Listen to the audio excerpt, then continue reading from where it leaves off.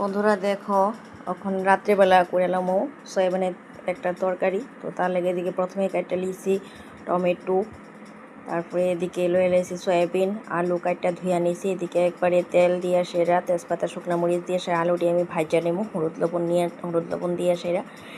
আর আলুটি একটু কড়া করে ভাজালাম। তো আলুটি দেখো আমার ভাজা হয়ে গেছে। আজকে আমি একবারই সম্বাদ দিয়ে এলাম। তো এদিকে দিয়ে লাইতেছি প্রথমেই পেঁয়াজ পেস্ট দিয়ে সেটা একটু নাড়াচাড়া দিয়ে সেটা এদিকে দিয়ে এলামো আমি রসুন কুচি আদা কুচি দিয়ে সেটা দিয়ে এলামো এদিকে টমেটো পেস্ট দিয়ে একসঙ্গে আমি আলুটির সঙ্গে সবটি মশলা আমি একদম ভালো করে মিক্স করুন, যাতে আদা রসুন টমেটোর কাঁচা গন্ধ জাগা। কারণ এই সবজিটির কাঁচা গন্ধ থাকলে তরকারিটা বেশি একটু টেস্ট লাগে না। তো তার লেগে আমি প্রথমে 4-5 মিনিট ভালো করে একদম এটি ভালো করে যাতে গন্ধটা জাগা কষাই নিয়েছি। তারপরে এদিকে দিয়ে লাইছি মশলা। তো মশলার মধ্যে জিরা ধনিয়া হলুদ লবণ লঙ্কার গুঁড়া দিয়ে ভালো করে মিক্স করে মশলাটা আমি রেডি করে সেটা দিয়ে লাইছি।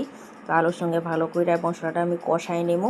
আর তো ভালো করে কষায় যখন তেলটা ছাড়বো তখন আমি ভালো করে এটার মধ্যে তরকারি দিয়ে এলামো। তো দেখো আমার মশলাটা কষা গেছে গা। তো এখন দিয়ে এলামো সয়াবিন দিয়ে একসঙ্গে আবার যাতে একটু কষামো মশলাটার সঙ্গে সয়াবিন দিয়ে আর একটু ভাজা ভাজা করে কষাই নেবো।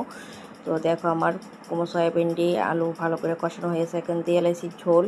তো ঝোলের দেখো জাল উঠতে গেছে। এইদিকে দিয়ে এলাম গরম মশলা। তো গরম মশলা দিয়ে সেটা আমি এখন নামাইনু। আর তরকারিটা বেশি ঝোল রাখতাম না, একটু মাখামাখাই করুম। আর এটা তো ভাত রুটি এই তরকারিটা সব কিছুর সঙ্গে খুবই ভালো লাগে গরম গরম খাইতে। তো এই সয়া তরকারিটা তো এদিকে আমি রেডি করে লাইতেছি ভাতটা, গরম গরম ভাত করছি। তো দেখো আমি এখনই দিয়ালাম বরের খাওয়া।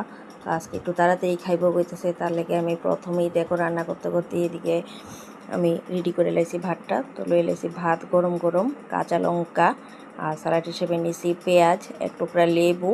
আর এদিকে লয়ে লাইছি আজকে গরম গরম সয়া তরকারি। তো এটা দিয়ে আজকে রাতের খাওয়ার দাওয়ার। তো টাটা বন্ধুরা, সবাই ভালো থেকো সুস্থ থেকো।